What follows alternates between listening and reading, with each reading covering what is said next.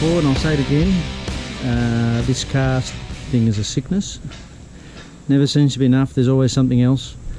But these days, after all the years of me buying cars, restoring cars, I've had hundreds of cars, it's just hard to really find something new that turns you on, and I'm always looking for something different. And even though other people mightn't like it, that's not really my drive. If something grabs me, that appeals to me, I'm going to grab it just because it's something new and something different for me to do and something different to try. So this car I'm about to show you is one of those examples that some people will hate, some people will like, but it'll still at least invoke some sort of conversation, I guess, whether it's good or bad. Anyway, so I'll show you. You're ready for this car. Obviously is unrestored, but I'll give you a quick look. And there we go.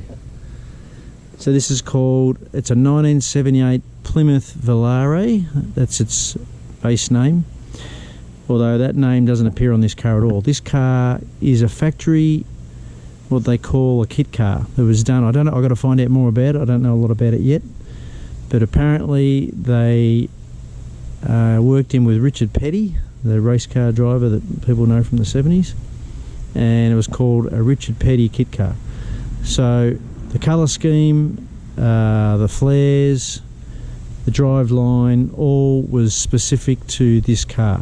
So it's very unique. They made 225, I believe, so you know, super rare. I mean, not really collectible at this stage, which is good because they're not a lot of money, which makes it fun. You know, you're not spending a huge amount of money to have a lot of fun, you know. So I kind of look at it from that perspective often as well, not just about what everybody else wants.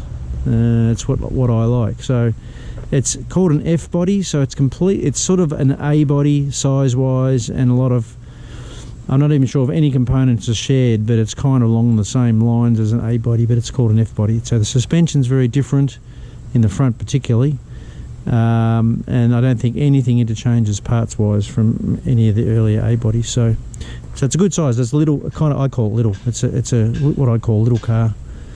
This one, the flare is not currently fitted to the front.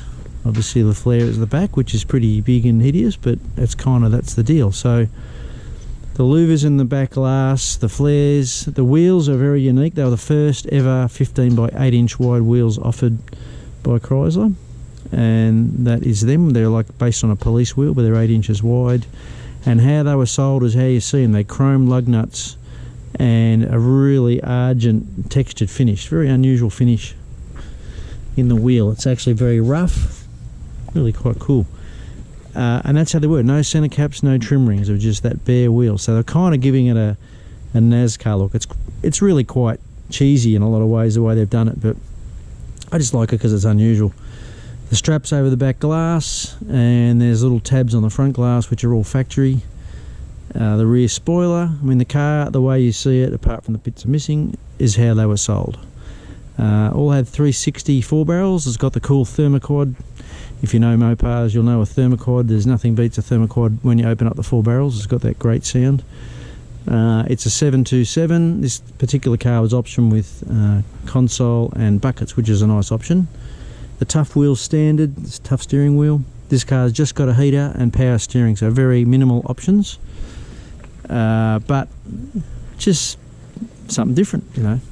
The car actually was available with a decal kit. It had a 360 CID, which was sort of written across the side of the hood either side, and also that was given to the customer when they picked the car up, and it also had the number 43, which would go on the door, very large 43, the number from Richard Petty obviously, and you could choose whether you put that on or not. This car doesn't look like it ever had that, so I don't know where those decals went.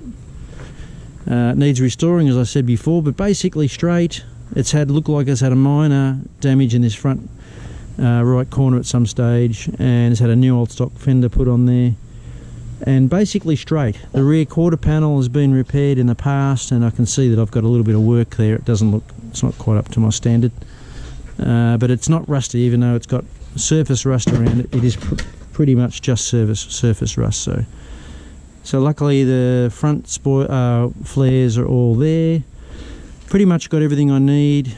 The front seats had been reupholstered by the previous owner. Now the previous owner I don't know anything about, I bought off a third party, but the previous owner I believe had 8 of these, and this was, I think 4 had been sold, this was the 5th one and there was 3 left, and the other 3, this was the best of the 4.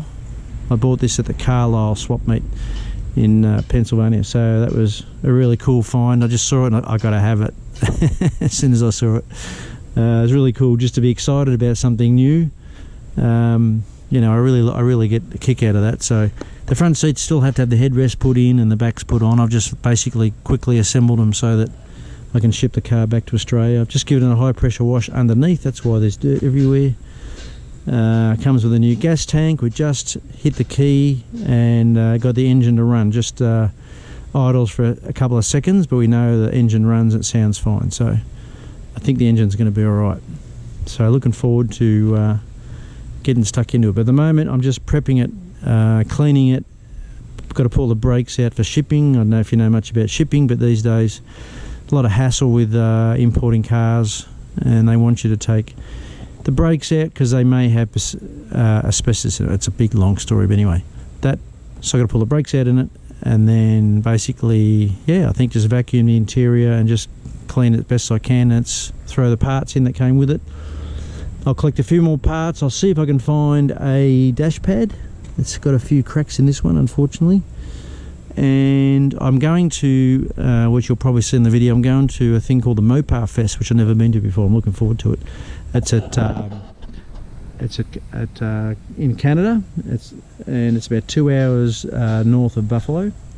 And I've met some new friends at actually Carlisle at the car show, and I'm meeting up with those guys in a few days. Next weekend we're going to head off to Mopar Fest, so that's something to look forward to because I haven't been there before. So anyway, so that's the latest project. The Dart is nearly ready. We're going to film that. We're going to take that for its first proper drive. That's almost there. I've just got a couple little more knickknacks I've got to do. I mean, it's run. We've driven it a short distance, but I'm just about ready to go for a good spin in it. So anyway, I wanted to show you this one. And they said you either like it or you don't, but I just like it because it's different. So looking forward to the restoration and getting it back to Australia and taking it out on the road and see what people think of it.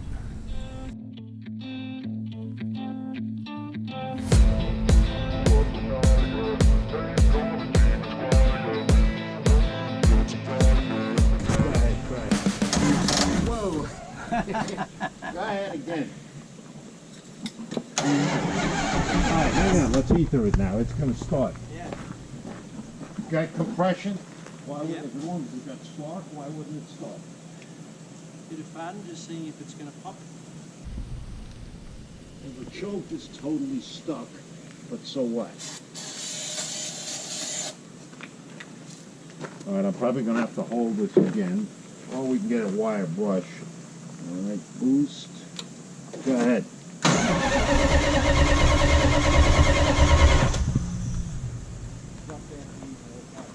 Yeah, I'm going to get a wire brush and clean those contacts, but if it was going to, I think there's no spark. How's your teeth? My teeth? They need cleaning? Nothing obvious off here, is it, like that? Yeah, that could be a problem. Where's the air cleaner? It's over there. Has it got to go on the air cleaner? Well, on the computer.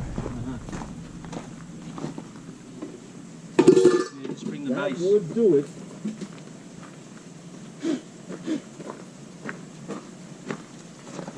All right, made it up there. That would do it.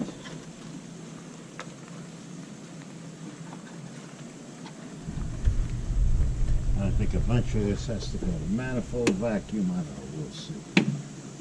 And as we'll clean this one a little bit too. But how about the way that little teeny thing cranks the engine? Is that amazing? Yeah, it's amazing. You must use.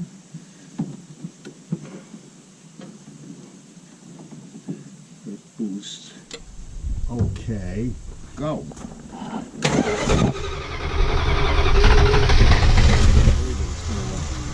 I can't believe it. I just can't believe it. And it even has good compression. Hang on, let's see if it's ready to boost again. No, the thing went. Okay, go.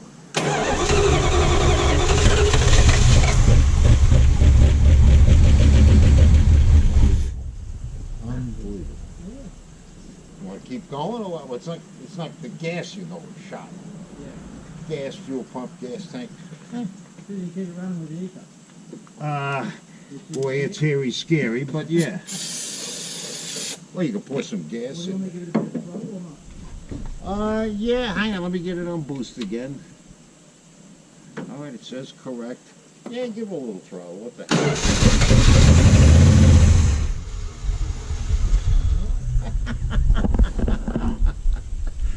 It's amazing.